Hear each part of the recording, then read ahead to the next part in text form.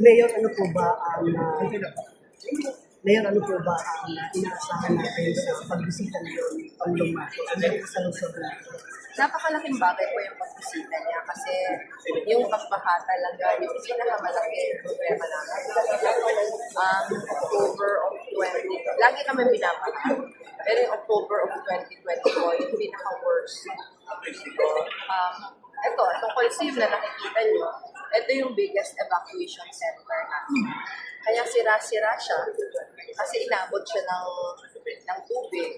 So yung mga nag-evacuate dito, nag-akyatan sa taas. Pero pag nakikita mo yung mga upuan niya, hindi siya naka-fit as an evacuation center. So yung isang gagawin namin, i-retrofit namin siya para next time na gagamitin siya as an evacuation center, mas komportable na yung mga tao. Yun yung number 1. Yung number 2, yung pagpapadala dito under sa Flood Kontrabaha Program ng maraming equipment, sobrang laking tulong yan sa akin.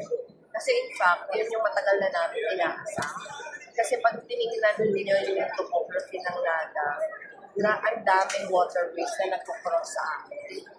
Dahil sa waterways na yun, dinadaanan yun galing pa sa ibang lugar. Pag na-overwhelm na yun, baka na yung buong NADA. Nakakadagdag yung siltation, yung dumi, yung basura, not just from NADA, pero galing pa sa labas na dala. So dito yun sa amin nasa spot. Kasi kami yung lowest part of the Bicol River Basin. So yung paglilinis, maiibsan talaga yung effects ng traffic flood. Kasi yung daloy ng tubig, hindi na constricted.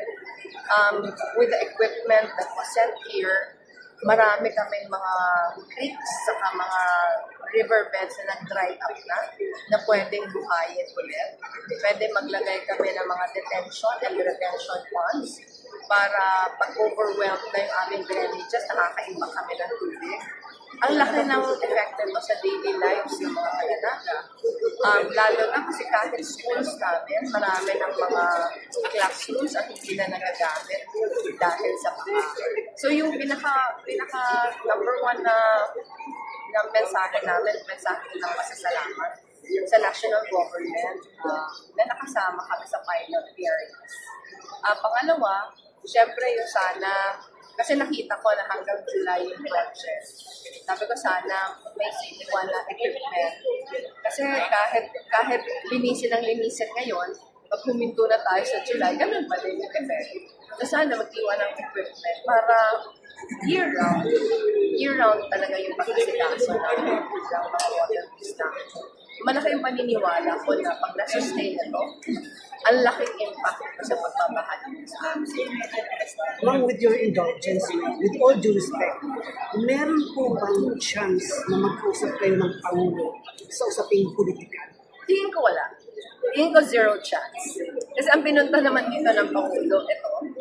And bago pa pumutok yung mga usapin bago nung announcement ni Sara, nakaset na to. In fact, marami na kaming mga pre-work na ginawa for this day. Kung natatandaan ko yung meeting namin na una, January 26 pa, even before the announcement. So, siguro hindi maiiwasan na bigyan ng kulay politika, pero wala talaga. Itong programa ng national government, in fact, hindi lang naman ito sa NAGA. Isa lang kami sa mga sites na nasa pilot areas. And ang alam ko, pinuntahan na ni Presidente yung isang sites. Isa lang ito dun sa routine na ginagawa niya for offline kontrabaha. Ang alam ko, pumunta na siya ng Bacolod. Ang iba pang areas, yung Mindanao, Roa City, Cotabato, NCR. So ano talaga, lahat na sites pinupunta niya. In fact, yung intent nito una launch, kaya lang, nung dumating yung mga equipment early this week, even before the announcement, sabi nung announcement sa amin dahil nandito na yung equipment, magsimula na, kahit wala pang launch. So ngayon, pag-bisita na lang talaga.